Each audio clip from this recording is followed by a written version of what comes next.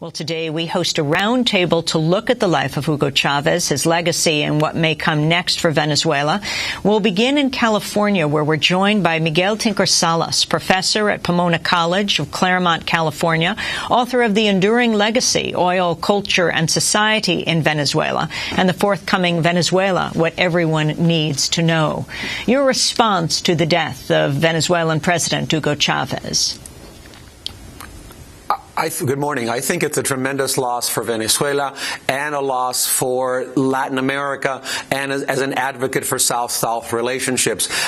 Just recall where Venezuela was in 1998. It had no real presence on the international stage. It had an oil-producing country that had 60% people living in poverty. Today, that has dramatically changed. Poverty has been reduced significantly within Venezuela, and you have a new sense, a new empowerment, a new feeling, and a new sentiment, not only within Venezuela, but within Latin America as a whole, and as an advocate of South-South relationships. And I think that even in death, he will continue to be an important symbol for the very policies he advocated in life, and for the integration of Latin America and its new role on the international stage.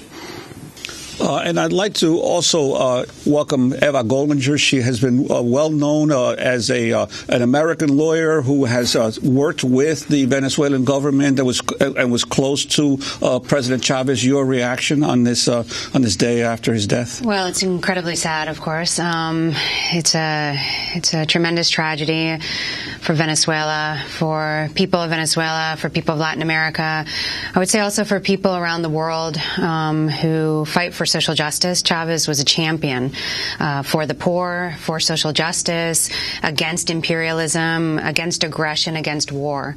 He's someone who has left an extraordinary legacy, not just in his own country, I think, but around the world. It's an unbelievable tragedy that someone so young, with so much energy, with so much charisma, and with so much determination to continue building his great country and this concept of La Patria Grande, the great homeland in Latin America, would leave us so soon. So I think that Venezuelans and peoples around the world are going to mourn seriously his loss. From two Venezuelan Americans, we go to Greg Grandin, also in our New York studio, currently a Coleman Fellow at the New York Public Library, author of Empire's Workshop, Latin America, the United States, and the Rise of New Imperialism. His most recent book, Fordlandia, was a finalist for the Pulitzer Prize in History. His new book is called Empire of Necessity. It'll be published later this year. Greg Grandin, talk about who Hugo Chavez was. Give us a little short history of his life. Well, in many ways, if you look at how his life tracks the history of Latin America, it's quite amazing. He was born a few days after the 1954 coup in Guatemala that drove Jacobo Arbenz from power. And that coup, in many ways, culminated the subordination of Latin America to the United States in the Cold War. Because the U.S. was involved. The U.S. led that coup, yeah, and that happened in a few days. And his life pretty much ran the whole trajectory from that moment forward of U.S. power in Latin America. It saw the rise and extension of U.S.-backed militarism throughout the region. Venezuela, a little bit less than some of the other more homicidal anti-communist countries, but nonetheless, Venezuela was closely allied to the United States during the Cold War. He came of age under a political regime that was often held up as a little United States, in which two ideologically indistinguishable parties traded power back and forth between 1958-59 up through the 1990s, and then he died, and Latin America has largely led this remarkable movement for independence that he helped broker. When he came to power elected in 1998, when you think about it, the whole region was governed by neoliberals, or pretty much allies and executors of the Washington Consensus neoliberalism, and he was the first person that began to challenge that in power. Lula in Brazil, Luis Inácio Lula da Silva was elected in 2002, Nestor Kirchner in 2002, Evo Morales a few years later, Rafael Correa in Ecuador. But it really was, in some ways, Chavez that led that remarkable, incredible movement that's world historical. It's unprecedented.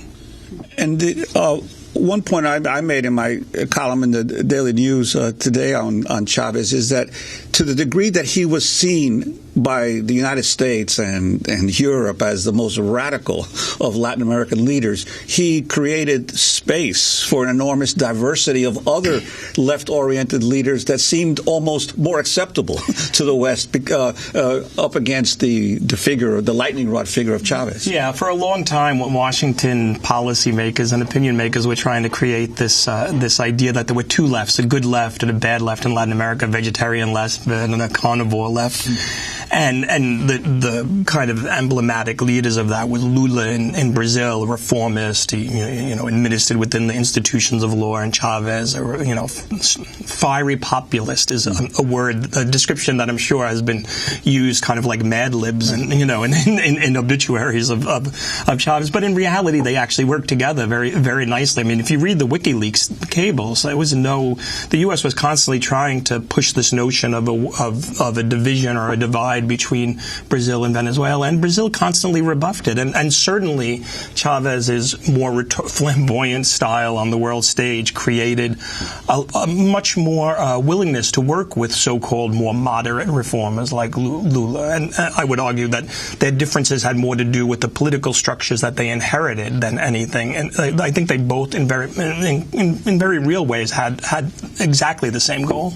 We're going to go to break and continue this roundtable discussion, and also bring you clips of our exclusive discussions with President Hugo Chavez, as well as the Vice President, Nicolas Maduro, who will run for president in this next 30 days. And the question is, where will Venezuela go? This is Democracy Now! We'll be back in a minute. I'm Amy Goodman with Juan Gonzalez. You can go to our website to see an in-depth look at Democracy Now!'s coverage of Hugo Chavez over the years and related stories at democracynow.org. As we continue on this day after the death of the Venezuelan president, Hugo Chavez. Juan? Well, I'd like to ask Gregory Wilpert. You've written extensively on the Venezuelan revolution, but especially you have focused on what most of the rest of the people in the United States and other parts of the world have not seen, which is the domestic impact of Chavez's revolution on the everyday life of the Venezuelan people. I'm wondering if you could talk about that. For instance, you've written that the number of cooperatives in Venezuela escalated from about 1,000 to 100,000 during the Chavez years. Could you speak about that? Yeah, I mean, Miguel Tincasalas has mentioned a couple of those changes, such as the decline in poverty, which is very important. I mean, there are certain things that people always focus on, and certainly the poverty one is very important, which declined by half during Chavez's presidency. Also, extreme poverty declined by more than 2/3. But in addition to these kind of standard of living improvements that happened for Venezuela's poor majority, there were also these elements of participatory democracy that had been introduced with Chavez's election. One of the most important, I think, is actually the introduction of communal councils in Venezuela. Over 30,000 communal councils were introduced, which are basically direct participatory, direct democratic structures throughout the country where people work on neighborhood improvement projects and they really feel like they have a stake and acquire an ownership of their community. This is just one example, and of course the cooperatives and self-managed workplaces are others. I mean, Chavez was really trying to introduce socialism and putting it on the map, really, back again on the map for the 21st century. And it wasn't just an economic socialism, but also a political socialism, by which he meant a participatory democracy, which is what he was trying to create. And that's an image quite different from what we receive here of an authoritarian leader. Yes, absolutely. I mean, certainly Chavez had his top-down management style, which certainly clashed and bothered many people. But on the other hand, one cannot deny, I think, that participation in Venezuela increased. From any measure that you look at, whether it's the Latino Barometro polls, which show that Venezuelans believe that their democracy is more democratic than it had ever been, and in comparison to what other people say of other countries in Latin America, and also that they're participating much more in elections. I mean, participation and registration have increased dramatically. Voting centers, polling stations throughout the country have been distributed to poor neighborhoods where people used to have to wait a whole day in order to vote. Now it's reduced tremendously and it's much faster. So there's just in every measure, like I said, there's more participation in the democratic process. Tens of thousands celebrated demonstrated in the streets of the capital, Caracas, after the results of the 2012 election were announced. Chavez held a replica of the Sword of Independence hero Simón Bolívar during the victory celebration at a rally outside the presidential palace. Chavez reached out to the political opposition and called for unity among Venezuelans. To those who promote hate, to those who promote social poison, to those who are always trying to deny all the good things that happen in Venezuela, I invite them to dialogue, to debate, and to work together for Venezuela, for the Bolivarian people, for the Bolivarian Venezuela.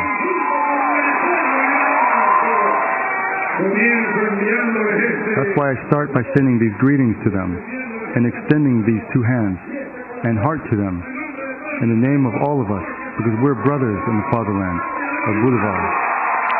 That was Venezuelan President Hugo Chavez last year after his election. We're also joined by Michael Shifter, president of the Inter-American Dialogue, a Washington-based policy forum on Western Hemisphere affairs, adjunct professor of Latin American politics at Georgetown University School of Foreign Service. Your assessment of President Chavez's legacy and what he represented? Well, I think he did. Chavez really put his finger on legitimate grievance of social injustice and social inequality in Venezuela and throughout much of Latin America. He deserves a lot of credit for that, and I think that was his great contribution.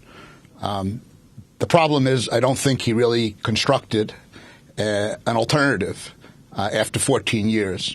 And I think mainly because his style, his approach was that he made all the decisions. He concentrated power in his own hands.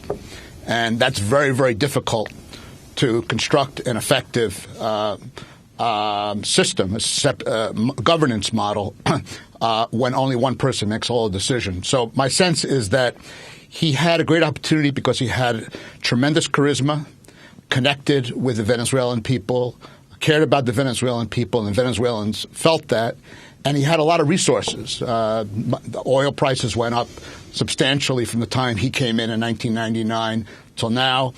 He really had an opportunity to reshape in a significant way and put the country on a sustainable path of development. I'm not sure that if one looks at Venezuela today that it's on that path. And I think you have enormous problems that are there. There are shortages of basic goods.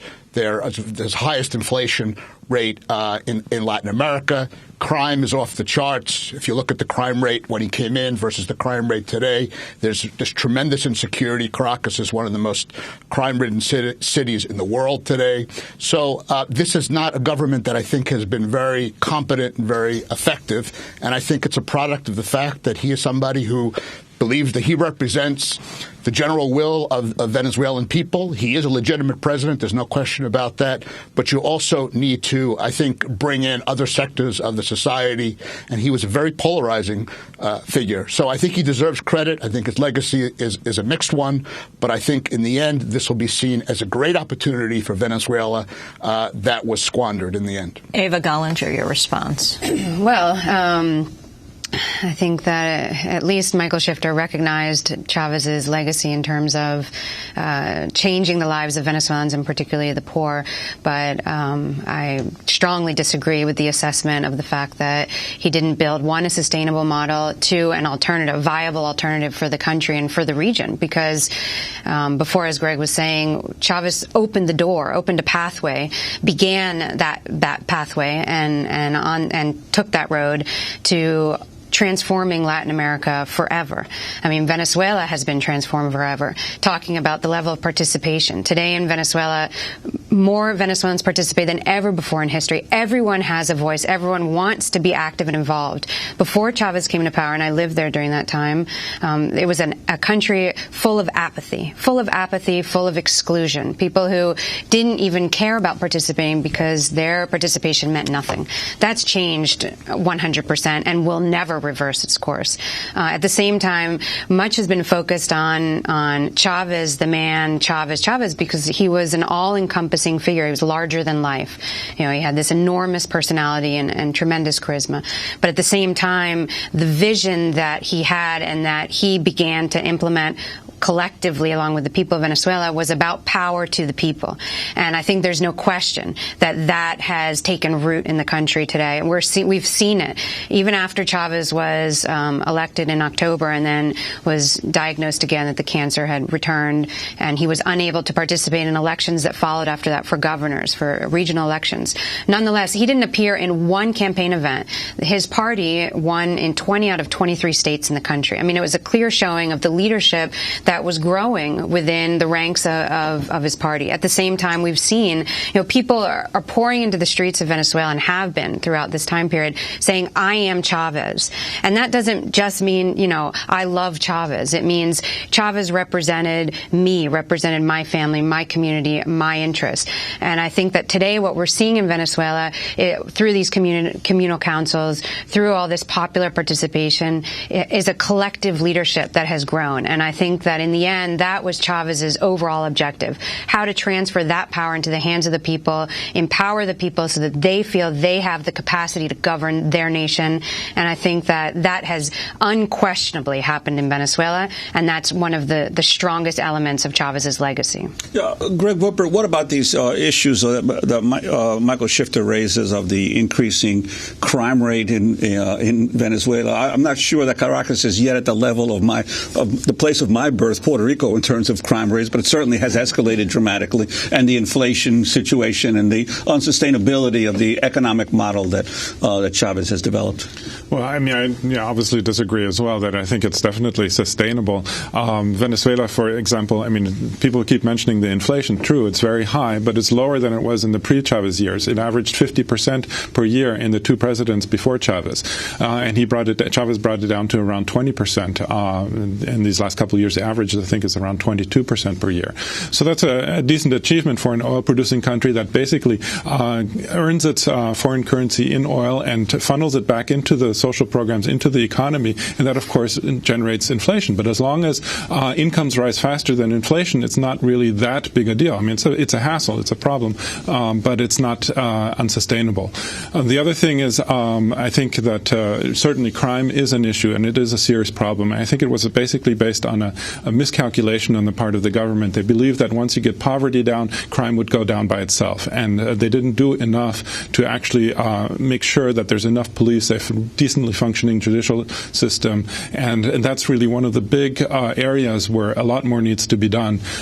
But other than that, really, I think, like I said, there's economically and socially, there's been tremendous achievements in the last couple of years. Yeah, and Miguel Tinker Salas, I'd like to ask you about the issue of oil and the importance of oil in Venezuela to the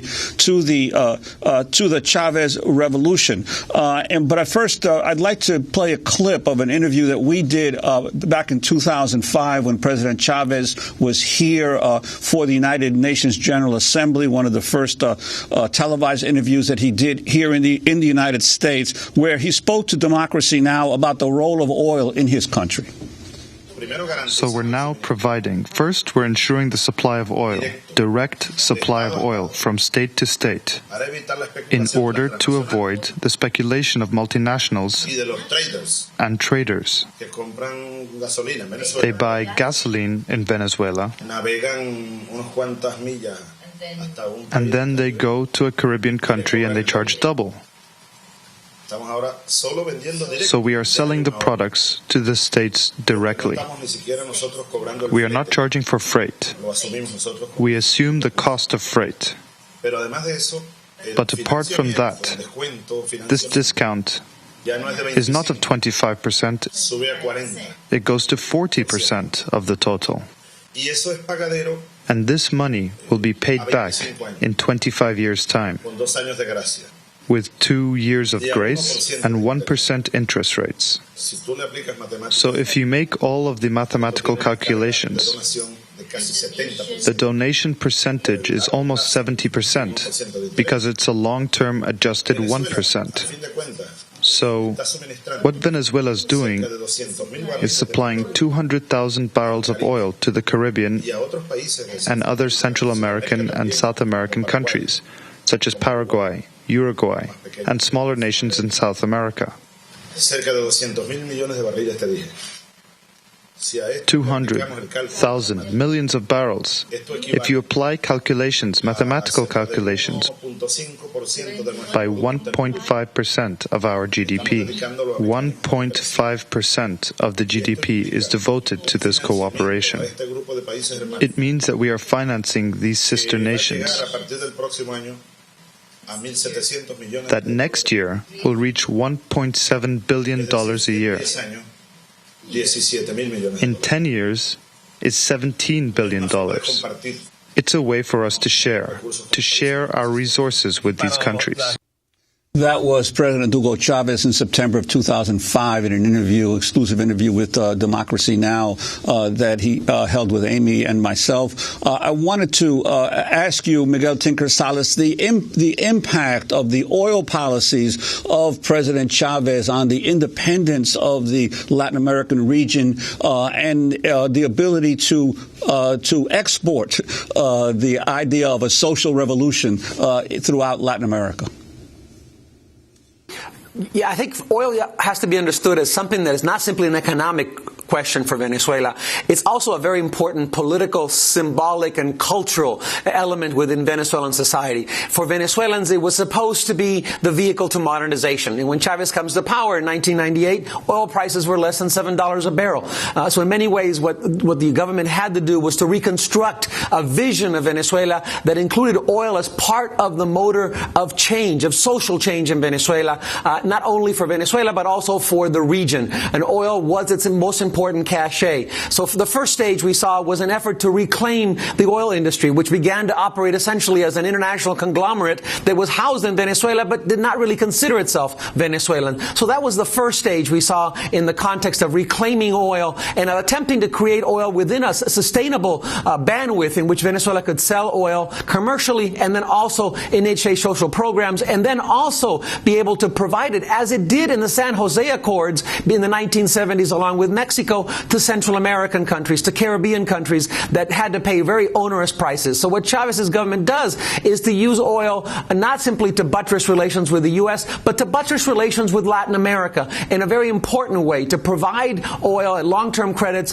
to countries like Nicaragua, like Dominican Republic, like Jamaica and other countries in the region, and including Cuba, and using that to create a tremendous amount of political goodwill because it recognized that Venezuela has an important role, not simply as a purveyor of energy to the first world, to the U.S., which was its dominant trading partner, but really to Latin America. And then that notion of economic nationalism, of economic sovereignty, spread throughout Latin America. We saw the same example in Bolivia, nationalizing the gas industry. We saw Ecuador rejoining OPEC. We saw the creation of Petrocaribe, a Caribbean initiative that provided oil at long-term credit rates to the Caribbean. We saw the provision of heating oil to communities in the U.S. Under the banner of Citgo, so that northeastern communities that had to pay onerous prices received oils at subsidized prices as well. And we saw also Petrosur, the creation of a South American oil body that actually helped negotiate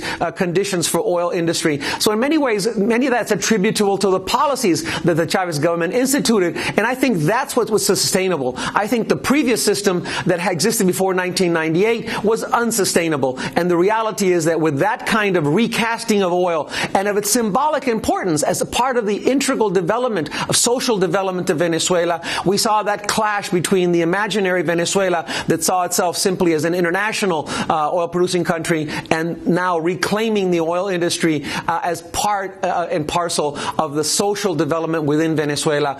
A major chasm had developed, and I think that's what was healed under the Chavez administration. Miguel Tinker Salas and Gregory Wilpert of Venezuela Analysis, Eva Gollinger, Venezuelan-American attorney, close friend of President Chavez, Greg Grandin of New York University, New York Public Library, and Michael Shifter of the Inter-American Dialogue. We're going to break and then come back to this discussion. Also ask the question, how is it that President Chavez managed to survive a coup against him that other leaders from Aristide to Salvador Allende to President Zelaya of Honduras did not manage to survive? Stay with us.